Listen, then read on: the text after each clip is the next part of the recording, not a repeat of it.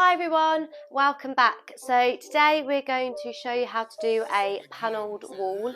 We're going to do a section of this wall behind the TV.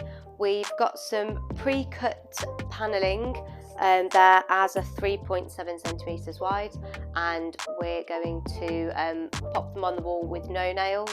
We haven't done this before, so this is going to be one of those ones where we learn on the job. So the plan is to go from about here and then to about here, so it will be off centre.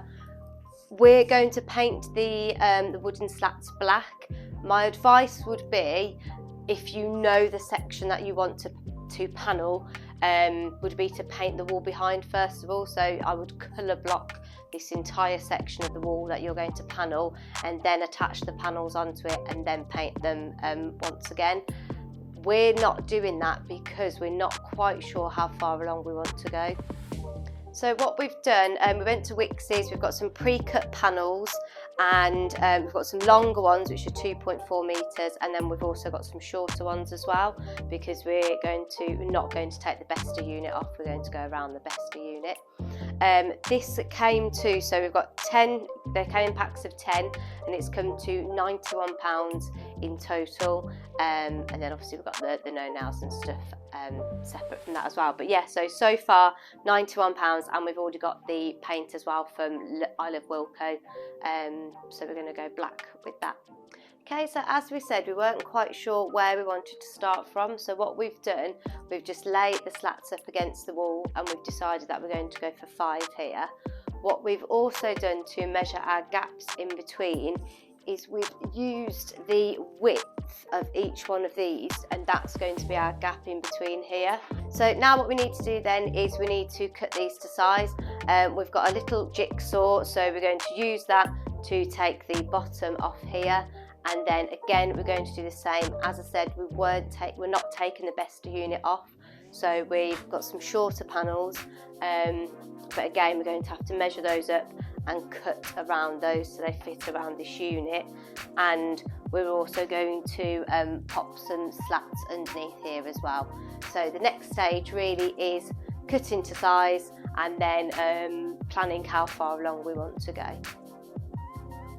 So this is a new build property, and we thought the walls would be perfectly straight and we could just no nails, each plank on, stick it on, brilliant, move on to the next one.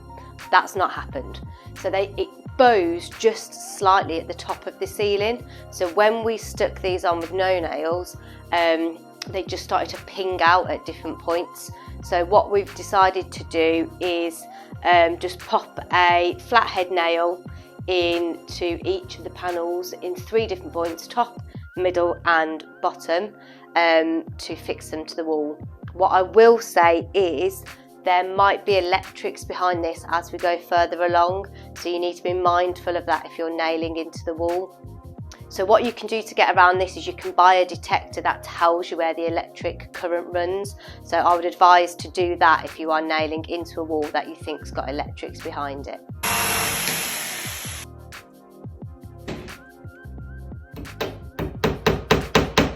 So welcome to part 2 of this project then.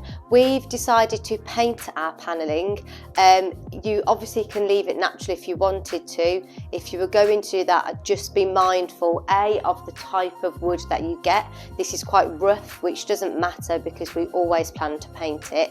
If you were planning to leave it natural, I would just look for a slightly smoother wooden slat and maybe not buy a timber slat like we have. Obviously, again, if you're leaving it natural, then I would advise you to not nail anything in because you can see the nails in your panelling. So, painting. First things I just wanted to talk you through from yesterday are we left this project overnight. The reason we did that was because the bottom part underneath, we just put no nails on that. We didn't nail into the bottom part, we just did no nails for the little slats that we've put underneath the Besta unit. And then what we did was overnight we left the wooden dowels slotted into the gaps overnight underneath. So underneath the Besta unit, each one had a wooden dowel that sat in like this overnight to measure the gap and to just keep them in place whilst the no nails dried. Again, if you were just nailing it in and you didn't have time to wait for no nails to dry, then you wouldn't have to do that. We just chose to do that overnight. So just some other things about this project then. As you can see, this is how far along we've decided to go. We've done that for two reasons. The first was we'd always planned to do an abstract piece of panelling, so we'd always planned to do an off-centre piece of panelling and only go so far across. The other reason for this is because on the other side of the wall, which we will show you when we do a whole width show of the lounge later on at the finished project, we've got prints and we've got a shelving unit over that side, so we just wanted something to balance this side out. The other reason, as you know, we've had to nail into the wall with this panelling, so we didn't want to go too far across because of the electrics behind the TV.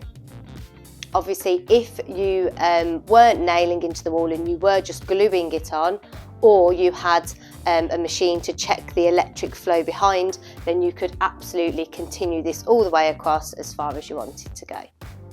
Okay, so now on to the painting part. We have decided to use this paint here from Wilko. It's their durable range and it's called Supernova. It's basically as dark grey as you can get before you go black, so it's just not as harsh as a black and white contrast. We've used this on quite a few little projects. We've used it to do a colour blocking in the office, and we've also used it when we've upcycled some of our wooden furniture. So yeah, we really like this paint and it's really affordable and goes on really, really easily. So the plan is I'm going to use a roller and I'm going to roller the wooden slats. I've then got some really fine paintbrushes to paint in between the gaps. As I said earlier, my advice if you are painting in between the slats like I want to would be to do a colour block on the wall behind, and I would do that before you put the slats on the wall. The reason we haven't done that is because we weren't quite sure how far along we were going to go with the panelling and what it was going to look like, so we've decided to make our lives a little bit harder and paint in between each of the slats. So keep watching and we'll get painting. What we do here is go back.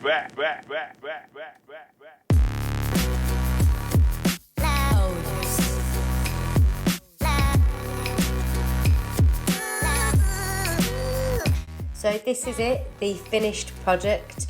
It definitely wasn't as hard as we thought it was going to be, so I would say watch this video and give it a go yourself. Please like, comment and subscribe to our YouTube to see more videos.